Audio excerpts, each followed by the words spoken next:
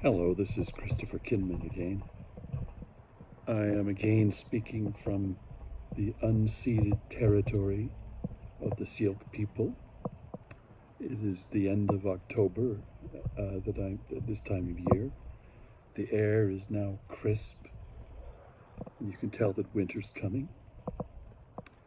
By the way, it's important for me to acknowledge the land that I'm upon and acknowledge the relationships that have allowed this land to function and have kept this land going.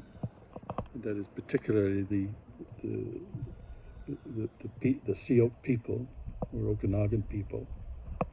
And I just want to acknowledge that. I'm living on land that was not negotiated with these people. It's important to, if we live on this land, to understand that sense of history.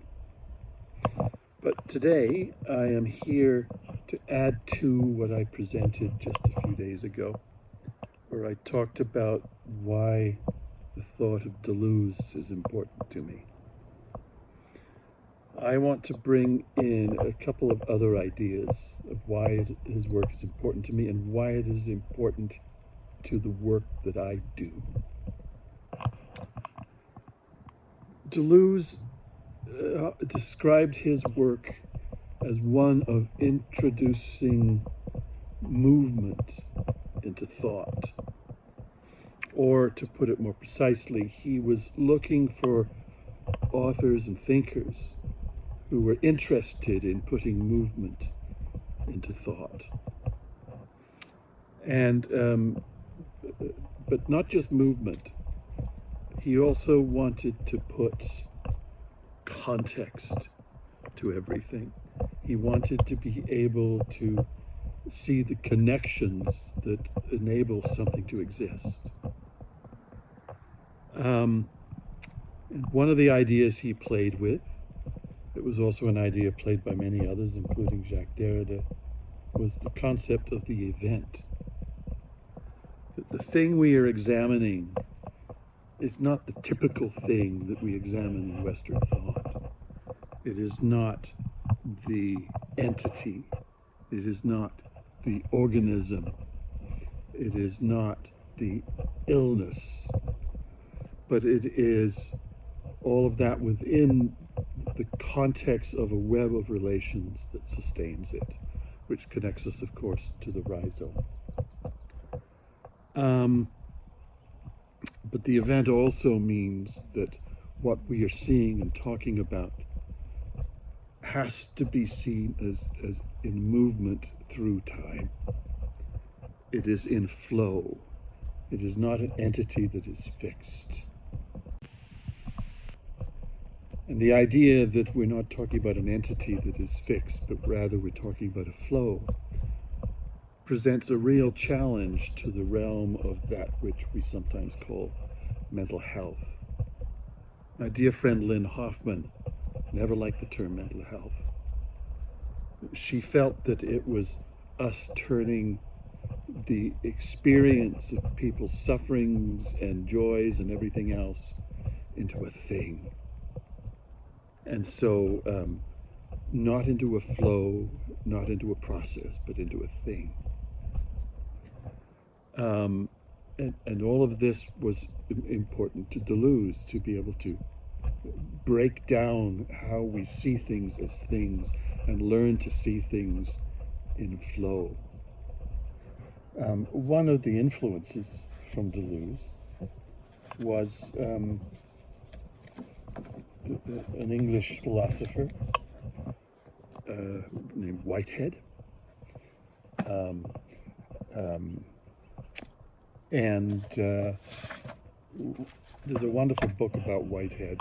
Let's see if I can show it to you here.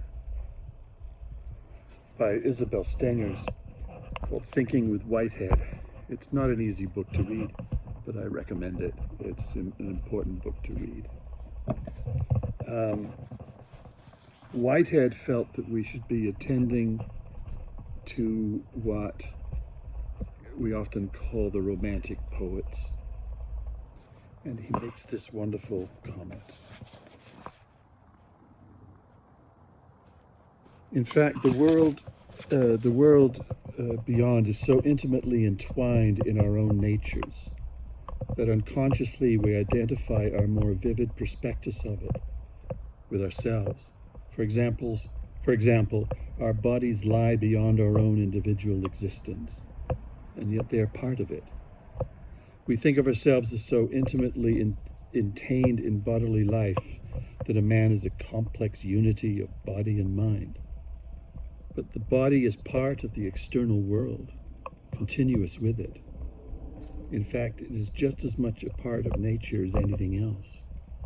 A river, or a mountain, or a cloud.